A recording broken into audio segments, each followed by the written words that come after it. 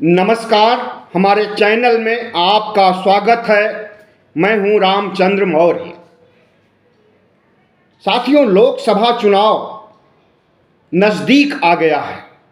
2 हफ्ते के अंदर यानी 10 मार्च तक चुनाव आचार्य संहिता जारी हो जाएगी केंद्रीय चुनाव आयोग की तरफ से।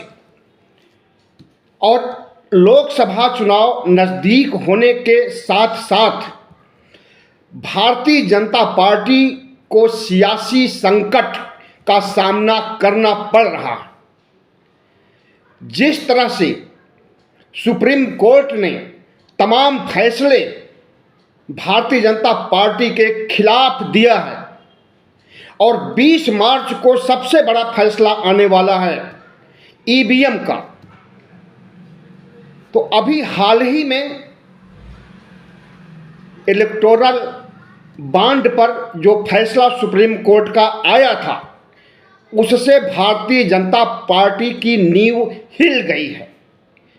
जिस तरह से चुनावी चंदे को पारदर्शी नहीं बनाया गया था और कारपोरेट से जितना भी चंदा आता था उसका 90% भारतीय जनता पार्टी हड़प लेती थी, उस पर रोक लगा दिया सुप्रीम कोर्ट ने। और यह भी कहा कि जितना चुनावी चंदा जिन पार्टियों ने लिया है उसका खुलासा किया जाए, चुनाव आयोग उसका खुलासा करे और स्टेट बैंक ऑफ इंडिया पूरी जानकारी मुहैया करे चुनाव आयोग को। इसके पहले बिल्किस बानो का केस सामने आया था और उसमें बीजेपी की बुरी तरह से हार हुई थी और जिन 11 अपराधियों को दोष मुक्त करके जेलों से रिहा कर दिया गया था, उन्हें तुरंत जेल में भेजने की बात कही थी सुप्रीम कोर्ट ने। तो भारतीय जनता पार्टी न सिर्फ अदालतें कटघरे में खड़ा कर रही हैं, बल्कि इस देश की जनता और विपक्षियों का गठबंधन भी भारतीय जनता पार्टी की नींद हराम कर चुकी है। माना जाता है कि जब कोई दलदल में फंसता है और उस दलदल से निकलने की कोशिश करता है तो वो और ज़्यादा फंसता जाता है। आज भारतीय जनता पार्टी की वही हालत हो गई है। पार्टी के अंदर अंदरूनी घमासान मचा हुआ है। पार्टी के बाहर इंडिया सशक्त होकर के ललकार रहा है और भारतीय जनता पार्टी की कारगुजारियों से उसे दुनिया के देशों में अपमानित किया जा रहा है। भारतीय जनता पार्टी का छीछा लेदर हो रहा है अंतर्राष्ट्रीय स्तर पर भी। किसान आंदोलन जो चल रहा है, किसान आंदोलन के दौरान भारतीय जनता पार्टी ने एक्स, जो पहले ट्विटर था, इसके कई हैंडल को बंद करवा दिया, निरस्त करवा दिया, ब्लॉक करवा दिया। तो ब्लॉक करने के साथ ही साथ एलन मस्क ने, जो एक्स के मालिक हैं, एक रिपोर्ट जारी किया अपने एक्स हैंडल पर, ट्विटर पर, एक्स पर, कि भारत ने अनुचित रूप से दबाव डाल करके अभिव्यक्ति की स्वतंत्रता पर रोक लगाने का काम किया है। तो अंतर्राष्ट्रीय स्तर पर भारतीय जनता पार्टी की भद पिट गई और राष्ट्रीय स्तर पर भी इसे बड़ा मुद्दा बनाया गया कि संविधान के खिलाफ अभिव्यक्ति की स्वतंत्रता पर रोक लगा रही है भारतीय जनता पार्टी किसान आंदोलन को दबाने के लिए। तो भारतीय जनता पार्टी आज एक संकट से नहीं जूझ रही है, संकट पर संकट गहराते जा रहे हैं, एक के बाद दूसरे झटके लगे हैं। भारतीय जनता पार्टी हर 6 महीने पर एक चुनावी सर्वे कराती है, अंदरूनी सर्वे, पार्टी का अंदरूनी सर्वे होता है और उसकी बातें, उसके तथ्य निकल करके सामने आ ही जाते हैं किसी न किसी स्रोत से, सूत्रों से। तो भारतीय जनता पार्टी का जो नया सर्वे है उसमें वह 200 से ज़्यादा सीटें नहीं पा रही है लोकसभा चुनाव में। और जब से यह सर्वे बाहर आया है, जब सर्वे का आकलन किया भारतीय जनता पार्टी ने, तो वह अपने को सियासी जमीन पर खड़ी नहीं पा रही है और एक के बाद दूसरे ताबड़तोड़ निर्णय लिए जा रहे हैं जो विपक्ष के खिलाफ है, किसानों के खिलाफ है, बेरोजगारों के खिलाफ है, 140 करोड़ लोगों के खिलाफ है। आज भारतीय जनता पार्टी की जो हालत हो गई है, पिछले 10 सालों में ऐसी हालत कभी नहीं हुई थी।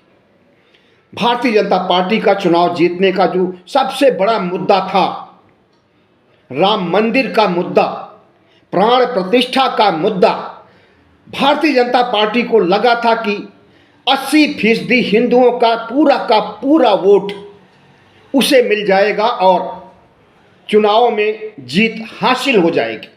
लेकिन वह मुद्दा भी काम नहीं आया और जब 200 सीटों पर भी भारतीय जनता पार्टी नहीं पहुंच रही है अपने सर्वे के अनुसार, अंदरूनी सर्वे के अनुसार, तो उसे लग रहा है कि राम मंदिर का मुद्दा फ्लॉप हो गया बुरी तरह से।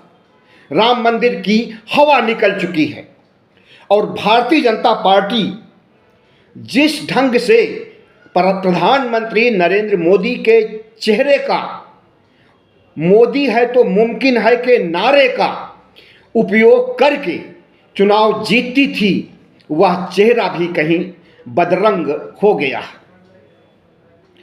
भारतीय जनता पार्टी को जो खतरा है किसान आंदोलन से है, क्योंकि किसान आंदोलन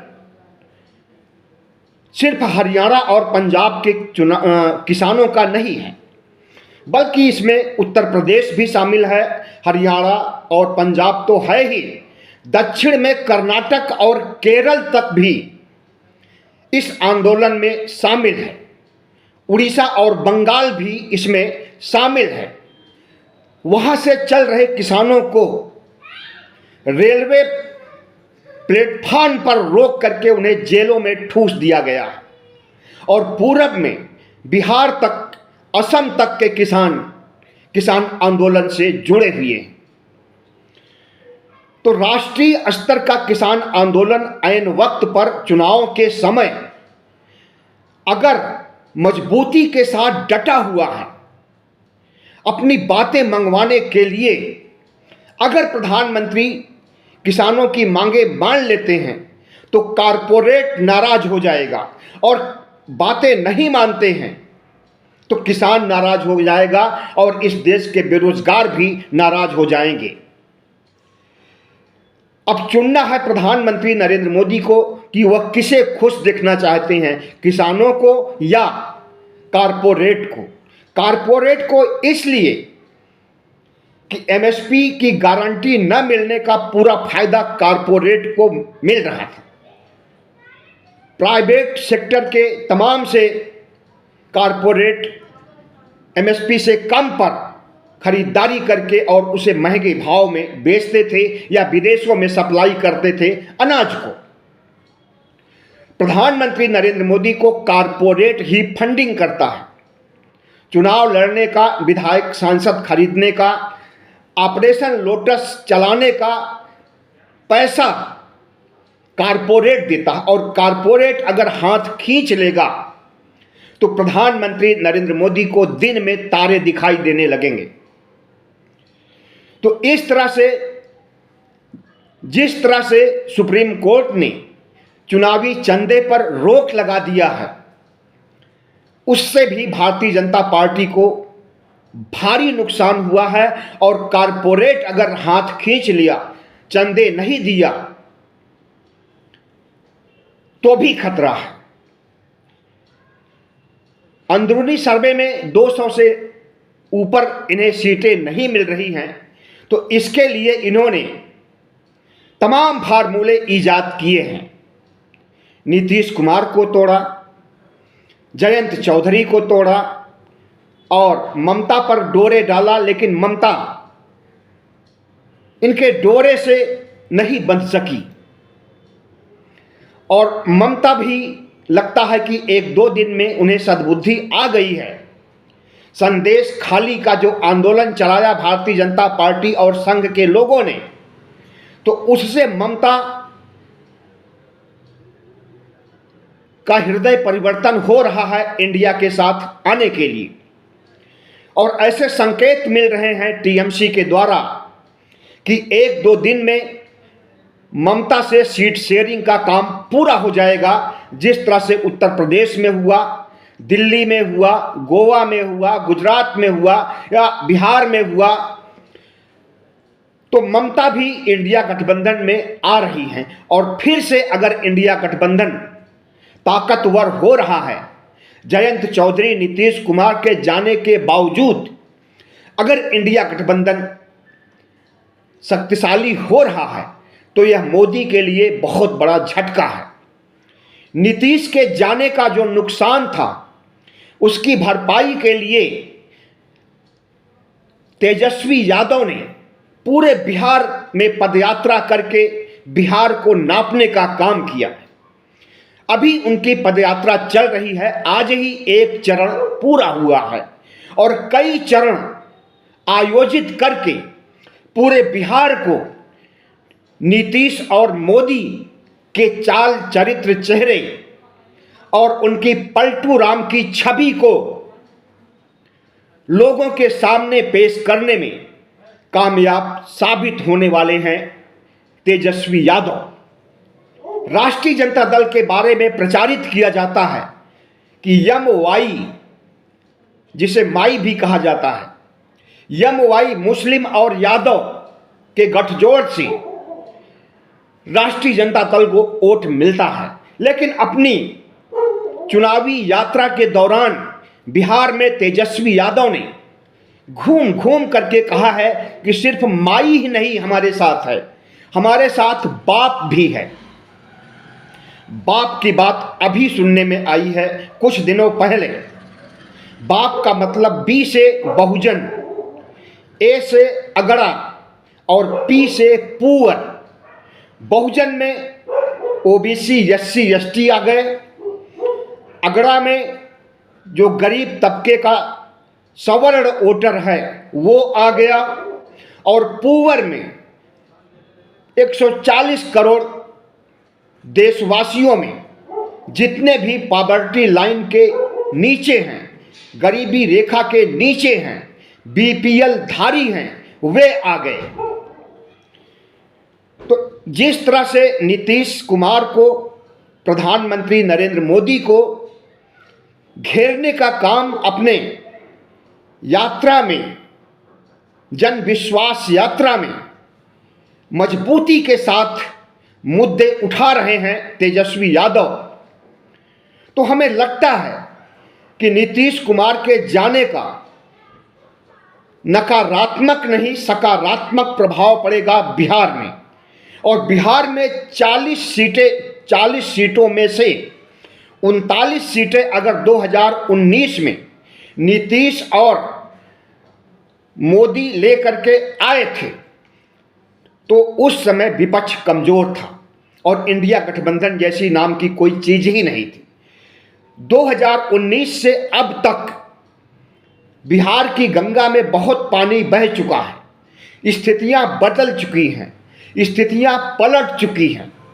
जो स्थितियां नरेंद्र मोदी के लिए, नीतीश कुमार के लिए अनुकूल थी, वह स्थितियां तेजस्वी यादव और लालू यादव और कांग्रेस के पाले में आ गई हैं। और जो बिहार में की समस्याएं थी और नीतीश कुमार की पलटू राम की छवि थी, नरेंद्र मोदी की हठधर्मिता थी, उसका उन्हें खामियाजा भुगतना पड़ेगा। और 2019 की तरह उन्हें यहां बिहार में कोई कामयाबी नहीं मिलने वाली है। इससे भी नरेंद्र मोदी बहुत बौखलाए हुए। नीतीश बीजेपी के खिलाफ तेजस्वी की ललकार यह साबित करती है और उनके जन विश्वास यात्रा में जितनी भीड़ उमड़ रही है, उसे देखते हुए कहा जा सकता है कि इस बार बिहार में कायाकल्प होगा इंडिया का और प्रधानमंत्री नरेंद्र मोदी एनडीए की बुरी तरह से हार होगी। 3 मार्च को इंडिया की गठबंधन की रैली होनी जा रही है गांधी मैदान पटना में। वही गांधी मैदान जहां पर जयप्रकाश नारायण ने 1975-76 में समग्र क्रांति की शुरुआत किया था और इंदिरा गांधी के खिलाफ मोर्चा खड़ा किया था, गठबंधन तैयार किया था।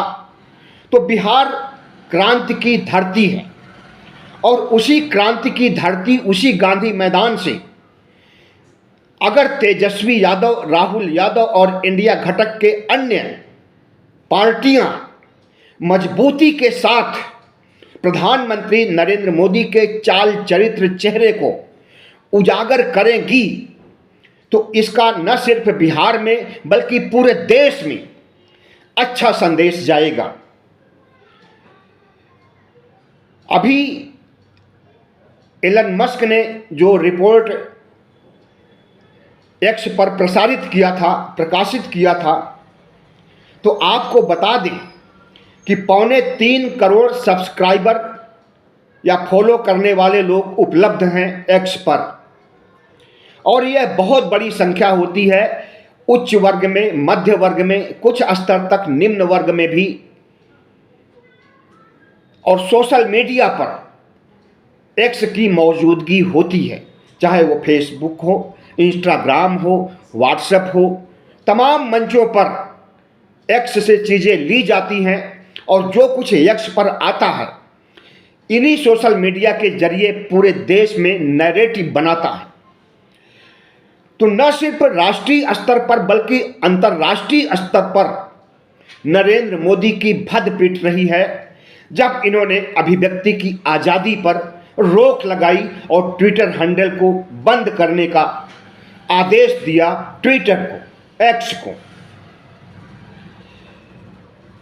हमें लगता है कि प्रधानमंत्री नरेंद्र मोदी के सामने जो चुनौतियां हैं, उन चुनौतियों में मुसलमानों का वोट, पसमानदा मुसलमानों का वोट हासिल करने के लिए अभी उन्होंने एक स्कीम लॉन्च की थी, शुक्रिया मोदी भाईजान।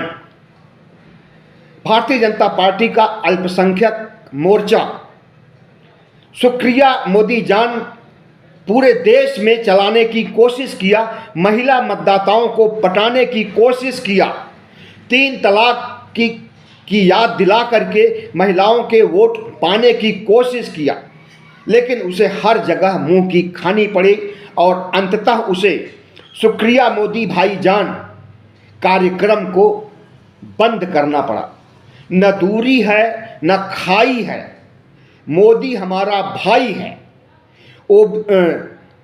अल्पसंख्यकों की महिलाओं से ये शब्द बोलने के लिए कहे गए, ये नारे लगाने के लिए कहे गए, लेकिन उन्होंने इनकार कर दिया क्योंकि अल्पसंख्यक महिलाएं जानती हैं कि नरेंद्र मोदी और आरएसएस उनका सबसे बड़ा दुश्मन है और नरेंद्र मोदी और आरएसएस CAA NRC ला करके उन्हें इस देश से बाहर भेजना चाहती है, मुस्लिम देशों में भेजना चाहती है। और इस चीज़ का यह प्रसंग महिलाओं ने छेड़ा कि हमें तो CAA NRC से बाहर के मुस्लिम देशों में भेजना चाहते हो, तो कौन मोदी, कौन भाईजान और कैसी शुक्रिया। जाहिर है कि मुसलमान महिलाओं को पटाने का, पसमानदा मुसलमानों को पटाने का जो कार्यक्रम था वो बुरी तरह से फेल हो गया है और मुसलमानों का 20% वोट इंडिया को एक मुश्त जाने वाला है। प्रधानमंत्री नरेंद्र मोदी ऐसी तिकड़म लगा रहे हैं, खास करके EVM के मामले में चुप बैठे हैं, आंदोलन छिड़ा हुआ है। इस देश का पढ़ा लिखा वर्ग, चाहे वो सुप्रीम कोर्ट के वकील हों, हाई कोर्ट के, लोअर कोर्ट के वकील हों, अध्यापक हों, बुद्धिजीवी हों, छोटे कारोबारी हों, सब ईवीएम का विरोध कर रहे हैं, आंदोलन कर रहे हैं और ईवीएम मशीन के इस्तेमाल पर सवाल उठा रहे हैं और सार्वजनिक रूप से ईवीएम का हैक करके दिखा रहे हैं। लेकिन चुनाव आयोग और प्रधानमंत्री नरेंद्र मोदी इस आंदोलन की एक बात भी सुनने को तैयार नहीं है।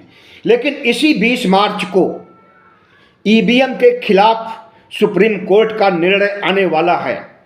अगर चुनावी चंदे की तरह, बिल्किस बानो की तरह 20 मार्च को सुप्रीम कोर्ट का ईवीएम से संबंधित निर्णय मोदी के पक्ष में नहीं रहेगा और ईवीएम को हटाने का आदेश सुप्रीम कोर्ट देगा, तो मोदी सरकार के लिए सबसे बड़ा झटका यही होगा। क्योंकि कई जगहों पर इन्होंने ईवीएम का खेला करके चुनाव जीता है। जिन 3 राज्यों में इन्हें बड़ी जीत मिली है, उसमें खास करके मध्य प्रदेश के बारे में 100% कहा जा सकता है कि ईवीएम का खेला करके चुनाव जीता गया है। मोदी मीडिया चीख चीख करके अपने सर्वे के द्वारा मध्य प्रदेश में भारतीय जनता पार्टी की हार की भविष्यवाणी कर रहा था। लेकिन वहां पर 8-9% प्रतिशत वोट ज्यादा मिले। कैसे ज्यादा मिले? ईवीएम का खेला है और कई जगह से सबूत भी दिए गए कि किस तरह से ईवीएम का दुरुपयोग हुआ। फिलहाल प्रधानमंत्री नरेंद्र मोदी जिस रणनीति पर चल रहे हैं और उनके पार्टी के अंदर जो घमासान छिड़ा हुआ है, जितने भी बड़े नेता हैं, चाहे वो राजनाथ सिंह हो, चाहे वो गडकरी हो, चाहे वो महाराष्ट्र के, बिहार के, उड़ीसा के, तमाम राज्यों के छत्रप और कद्दावर नेता हो, सब के सब नाराज चल रहे हैं प्रधानमंत्री की तानाशाही से, प्रधानमंत्री के अहंकार से।